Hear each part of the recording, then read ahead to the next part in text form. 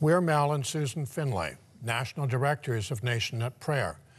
This month, as we continue exploring Canada together from sea to sea to sea and talking with leaders across the country, we're also discovering how each one of us can impact our nation through prayer. Today, we're talking with the Honourable Bob McLeod, Premier of the Northwest Territories, who joins us by phone now from Yellowknife. Welcome, Premier. Thank you for having me on the show. Oh, we're so delighted you're here. The Northwest Territories follows a consensus form of government.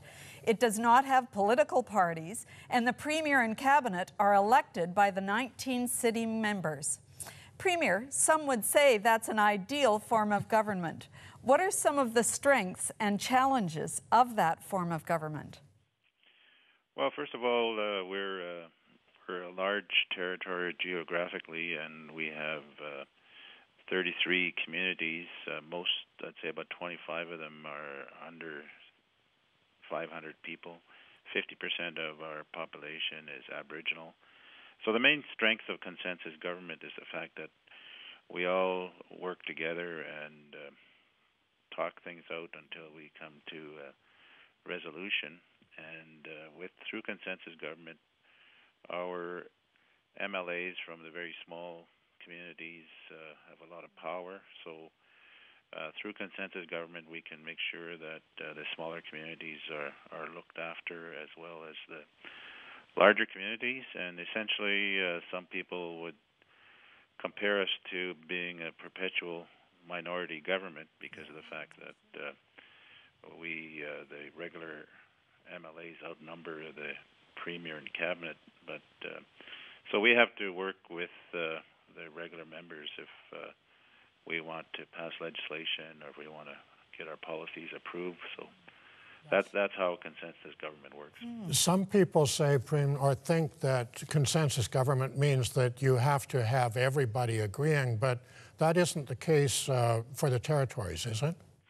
No, essentially, we still vote, and we still need to pass motions. We need at least three of the regular members supporting us. Otherwise, we'd be talking for a long time. Yes. Now, what are some of the challenges that are facing your government at the present time? Well, like everybody else, we have fiscal challenges. Our budget situation is tight. We're not insulated from the rest of the world. We have a lot of social problems. The cost of living is very high, and we need to continually deal with an infrastructure deficit. So those are some of the challenges that we face up here. Mm-hmm. What are some of the great opportunities that are facing the territories now? So if a tourist, for example, wanted to travel there, what could they expect?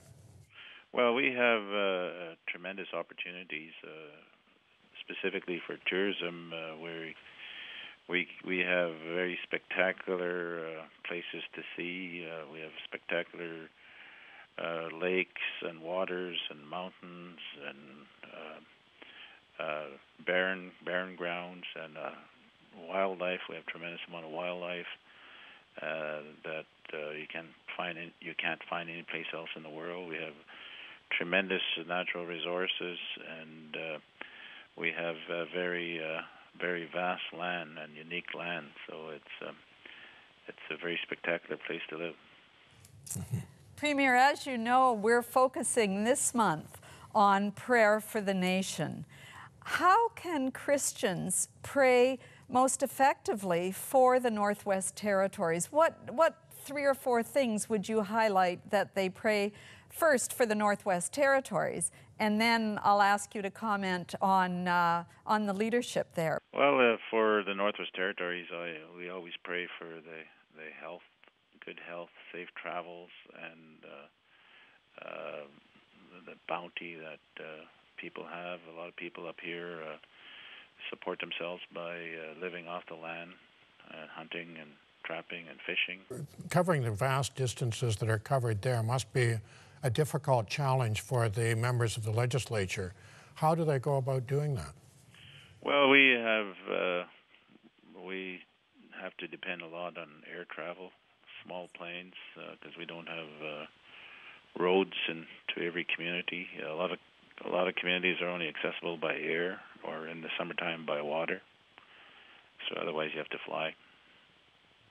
Premier, you've been in government for a while yourself. What would you ask Christians to pray for you as Premier and leader, and for elected representatives of the territories?